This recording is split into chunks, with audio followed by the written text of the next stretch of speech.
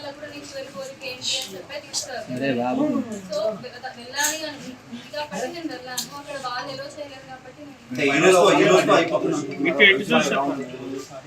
నాకు ఐడియా లేదు. ఇప్పటి వరకు వాళ్ళ సైడ్ నుంచి నన్ను ఎవరు కాంటాక్ట్ చేయలేదు. నేను వెళ్ళి ఆపేశారు. ఇప్పుడు నా ఇష్టం లేకుండా వాళ్ళేం చేయలేదు, వాళ్ళ ఇష్టం లేకుండా నేనేం చేయలేదు. నన్ను ఒకవేళ అమ్మ నాతో ఉండాలనుకుంటే నాకు కానీ ఏ ప్రాబ్లం లేదు. మీరు అన్నట్టు నేను వీళ్ళతో ఉండాలి, తనతో ఉండాలి. చేసిన దానికి శిక్ష పడ్డది అనుకునే వాళ్ళం కానీ సూసైడ్ అనేది ఇట్స్ నాట్ యాక్సెప్టబుల్. కేసు నడుస్తుంది, అయిపోలేదు. సో కేసు పరంగా మేము విక్టిమ్స్ అయితే వాళ్ళు అక్యూజ్ కాబట్టి నేను ఆమెతో మాట్లాడడం జరగలేదు. నేను నా హస్బెండ్ సైడ్ ఎలా అయితే చనిపోయాను, న్యాయం జరగాలి అని ఉన్నానో తను కూడా ఆమె హస్బెండ్ సైడ్ ఉంది. సో నేను మాట్లాడలేదు. ఇప్పుడు అలోన్ అయిపోయారు. నేనైనా నాకు వీళ్ళు అర్థం చేసుకున్నారు, నాతో ఉన్నారు కాబట్టి I have a family now. Alone అయిపోయారు. ఆబ్వియస్లీ తనకి అండగా అంటారా ఏదైనా అంటారా, తన రెస్పాన్సిబిలిటీ. నేనైతే వెళ్ళలేను, తను వస్తే మాత్రం ఐ హ్యాపీలీ టేక్. మీ బాబాయ్ ఏం చెప్తున్నారంటే కేసుకు తల్లిదండ్రులకు సంబంధం లేదు. మార్తిరావు చివరి కోరిక మేరకు ఒకవేళ అమృత తల్లి దగ్గరికి వస్తారంటే దూరం కూడా మీరు వెళ్ళే పరిస్థితి. ఇప్పుడు తల్లి దగ్గరికి పక్కన పెట్టండి, ఇప్పుడు వెళ్ళాను, ఆపింది వాళ్ళే. నేను గట్టిగా విన్నాను వాయిస్. మమ్మల్ని నెట్టేసింది కూడా శ్రవణ్ వాళ్ళ కూతురే. ఆయన వాయిస్ విన్నాను, ముట్టుకొని ఇవ్వద్దు అని.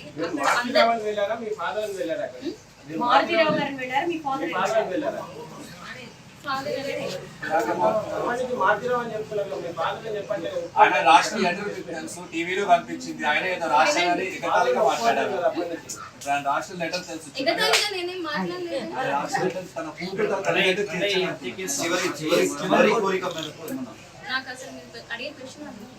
మార్తిరావు చివరి కోరిక మేరకు ఏమన్నా మీరు మీ భవిష్యత్తులో తల్లి దగ్గరికి తల్లి దగ్గరికి వెళ్ళడము ఇన్ ద సెన్స్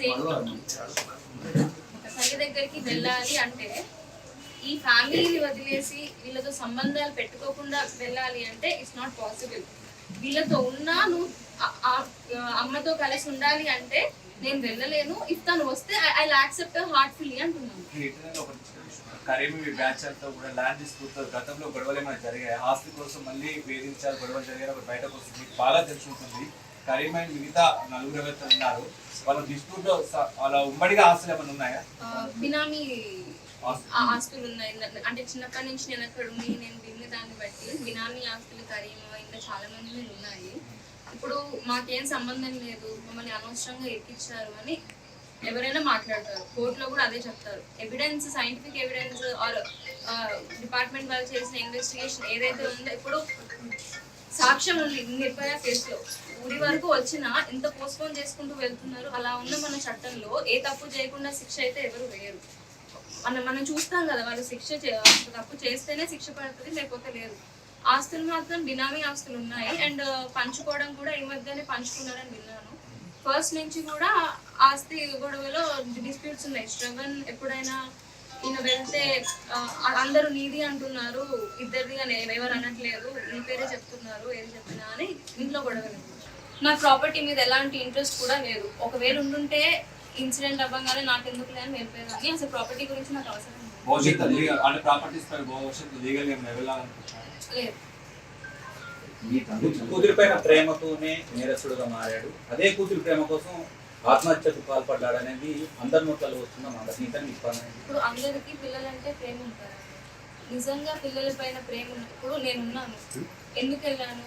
ఒక భార్య భర్తని కోల్పోతే ఆ బాధ ఎలా ఉంటుంది నాకు తెలుసు. ఆమెను కన్సోల్ చేయడానికి వెళ్ళాను అమ్మాయి. సో నీ కూతురు మీద నీ ప్రేమ ఉన్నప్పుడు పక్క వాళ్ళకి వాళ్ళ పిల్లల మీద అంతే ప్రేమ ఉంటుంది అన్నది కూడా ఆలోచించాలి. అది నిజమైన ప్రేమ, అంతే కదా.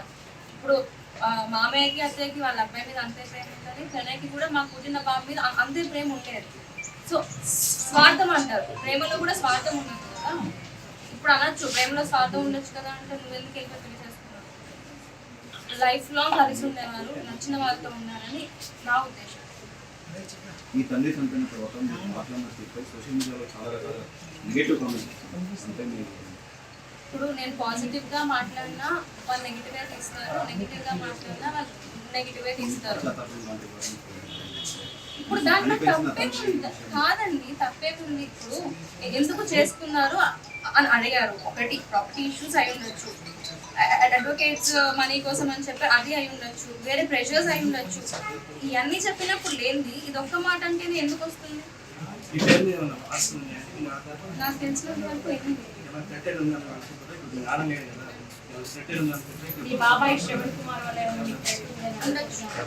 ఉండొచ్చు, ఐ కాంట్ గ్యారంటీ ఉండొచ్చు. కానీ నేను చెప్పాలనుకున్నాను ఏంటంటే నాకు ఉంటుందో లేదో చెప్పలేదు, అమ్మకు ఉంటుందేమో. బికాస్ తనకి ఎవరు బేసిక్ గా హస్బెండ్ అండ్ పిల్లలు నేను తప్ప ఎవరు లేరు, నా సిబ్లింగ్స్ లేరు కదా, కాబట్టి అనుకుంటున్నాను నేను ఉంటాను అంటున్నాను. I take responsibility. తనని కలుస్తాను కాదనట్లేదు, తనని వీళ్ళతో విడిపోతేనే వాళ్ళని కలవాలి అంటే మీరు ఒక మాట అంటున్నారు, వచ్చి మాతో ఉంటే నేను యాక్సెప్ట్ చేస్తాను, కానీ అత్తగారు దగ్గర ఉన్నప్పుడు బియ్యం వాళ్ళ ఇంట్లో ఉండడం అనేది మన ఇండియన్ కల్చర్లో కావచ్చు. నేను వీళ్ళ దగ్గర ఉన్నాను, నేనే వేరే దగ్గర ఉండి వీళ్ళని నా దగ్గర ఉంచుకుంటాను, తన్ని నా దగ్గర ఉంచుకుంటాను. జనరల్గా మీ నాన్న నేచర్ ఏంటంటే మారుతరావు ప్రణయానికి సంబంధించి మారుతరావు ప్లాన్ చేశారు, శ్రవణ్ ప్లాన్ చేశారు.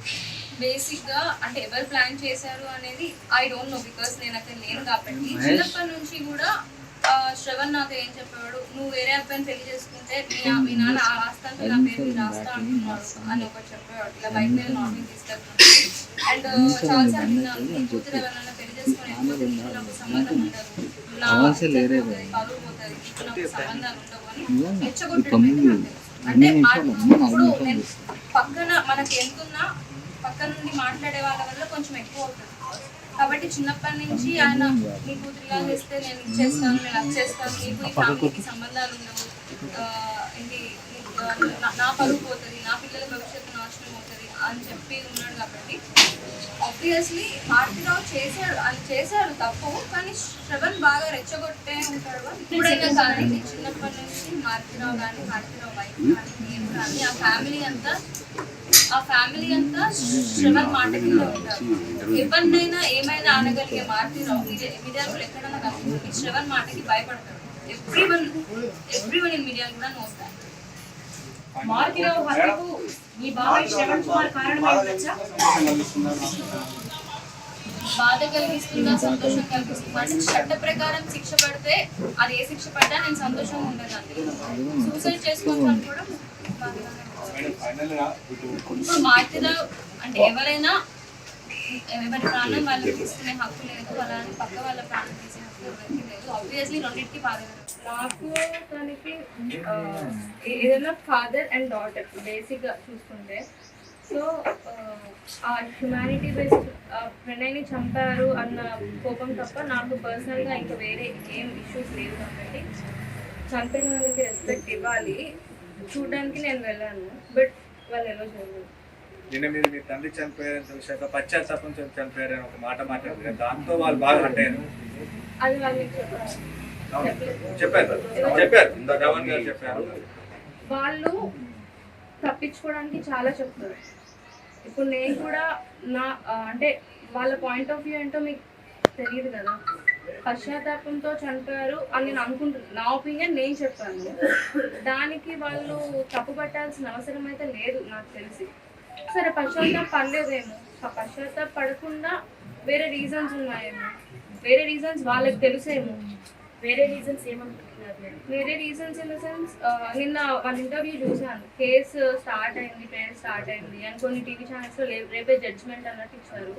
కేసు ఇంకా స్టార్ట్ అవ్వలేదు, 1.5 years నుంచి ఎలా ఉందో ఎప్పుడూ అలానే ఉంది. ఇంకా ఛార్జెస్ కూడా ఫ్రేమ్ చేయలేదు. ఛార్జెస్ ఫ్రేమ్ చేస్తామని వాళ్ళు అడుగుతుంటే ఒక 2-3 weeks నుంచి పోస్ట్పోన్ చేసుకుంటూ వస్తున్నారు డేట్స్ తీసుకొని. రేపు ఛార్జెస్ ఫ్రేమింగ్ ఉంది, అది కూడా అవుతుందా, వాళ్ళు ఇంకో వాయిదా అడుగుతారు అనేది మాకు ఐడియా లేదు. కాబట్టి కేసు ట్రయల్ షెడ్యూలే రాలేదు. ఇంకా ప్రాపర్టీ ఇష్యూస్ నేను ఉన్నప్పటి నుంచే వాళ్ళకు ఉన్నాయి. వాళ్ళిద్దరి మధ్యలో గొడవ అయినట్టు, శ్రవణ్ మారుతిరావుని కొట్టినట్టు కూడా ఇన్ఫర్మేషన్ ఉంది. 2-3 times కొడితే ఎవరింటికి వెళ్ళి దాక్కున్నట్టు. అది ఆ ఫ్యామిలీ అందరికీ తెలుసు, నాకు తెలిసి మిర్యాలగూడలో కూడా చాలా మందికి తెలుసు, కానీ బయటకు వచ్చి చెప్పలేదు. So that may be the reason. అంటే ఇప్పుడు నన్ను పక్కన పెడితే ఇప్పుడు కూతురు దూరం అయింది, ఎవరైతే అక్యూజ్డ్ మిగతా వాళ్ళు ఉన్నారో వాళ్ళ ప్రెషర్ ఎక్కువ అయి ఉండొచ్చు. అలానే బ్రదర్ కూడా ఇలా యాంటీ అయిపోయేటప్పటికి డిప్రెస్ అయి ఉండొచ్చు. నాకు అతనికి తప్ప నాకు తెలిసినంత వరకు వేరే ఎవ్వరికి ఆ రీజన్ తెలియదు అంత పర్ఫెక్ట్.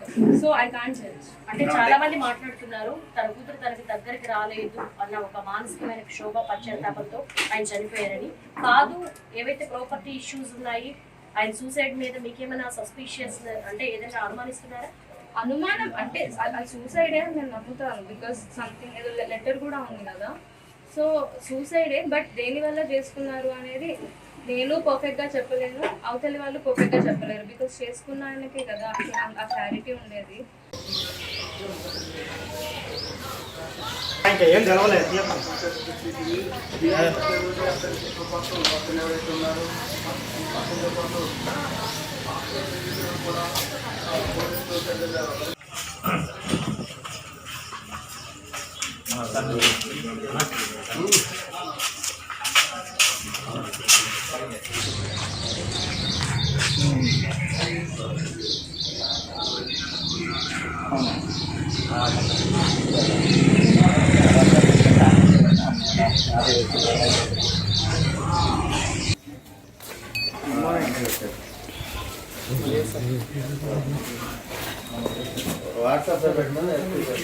అన్న అసలు ఎప్పుడు తెలిసింది అన్న? అదనే చెప్పనా అన్న, మీకు సమాచారం ఎప్పుడు తెలిసిందన్న?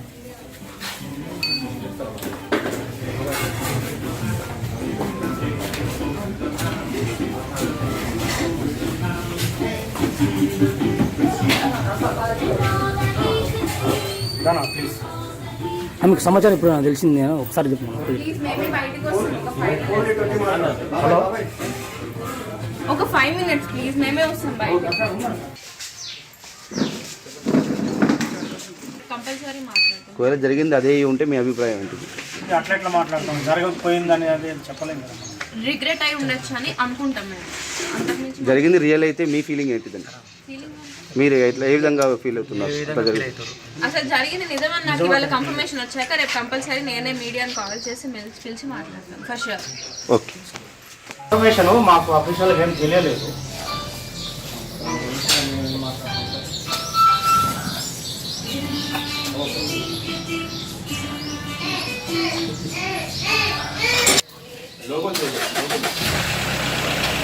ఇక్కడ